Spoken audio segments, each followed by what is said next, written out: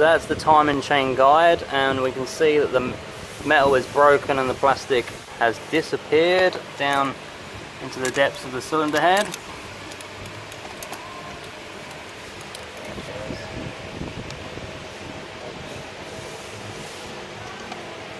And that will be our def rattle.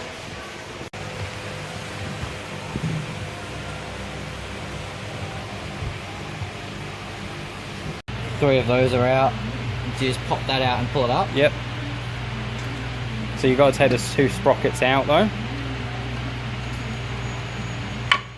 So like take the sprockets out of the chain. Oh, okay. And then just lift the chain up. And you want to you'll bring the whole cassette out basically. If you've got it disconnected properly.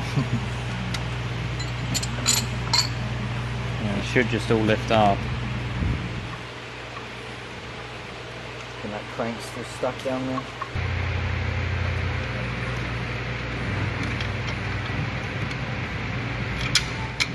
It's cocked again.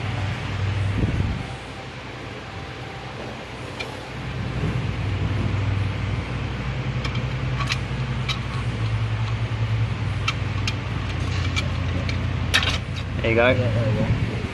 Now that should come up. So basically it should all come up as one assembly, but I don't know. There, look, because it's broken, it's not come up. So that all should have lifted out all as one unit basically. Oh, yeah.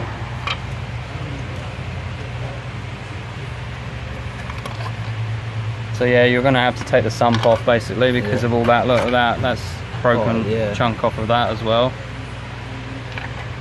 Look down in there. So yeah, like you'll be able to send it, like the tool down and be able to pick it up, like pick the stuff out. But that's all going to be fractured and fragments all in the sump now. So there's heaps down there, but all the big chunks you'll get out. But then you'll just have to take the sump off to go further.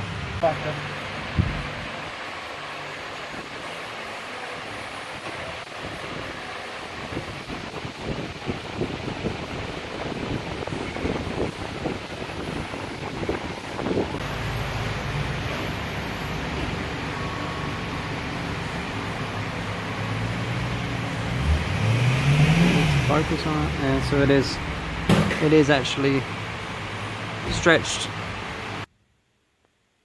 So here you can see the original timing chain guides on the left, and you can see all the breakages and the plastic compared to the new timing chain guides on the right here, where the two clip together.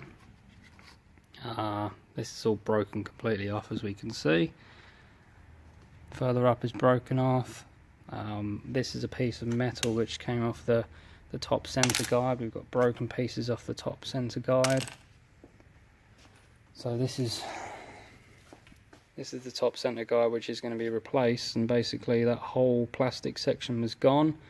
The chain's been running on the metal, and it's completely taken the metal and snapped it off as well. So that's where that piece here has come from. It's basically snapped off of this unit, the one that's in the car. So yeah, we can also see, if we look at the end of these links lined up, there is minor chain stretch, very minor, but you go in here, you're not going to basically put the old chain back in. You've got to do the whole job again if you end up with chain stretch. So yeah, new timing chain, new tensioner. The tensioner, I believe, is the root cause of this, of why it basically they get clatters on cold start and whatnot. And they the tensioners, basically, this one's going to stay which one is it? Yeah, so this right one is going to be pinned, the two bolt holes. So the bottom half of this one has completely come off. This is going to stay stationary, and this one's going to be hinging on this and have the tensioner at the top. And as the chain rattles backwards and forwards, this is clattering around, and you get the chain then rattling on your cold start with no oil pressure, and then you get all this fatigue and all this breaking off basically. Now it's not to say that this is still a brittle piece of plastic basically, because you know it's been immersed in oil, it's been gone through multiple heat cycles. But yeah, the tensioner not retaining pressure is also not a good thing for these to sustain, basically. This probably broke after the result of that top piece failing, but like I say, the tensioner is a big part of this issue. So yeah, any rattles on a Mini from a cold start, at minimum replace the tensioner and recheck, and if it doesn't go away, you're going to go in and basically replace the chain and at least guides and tensioner.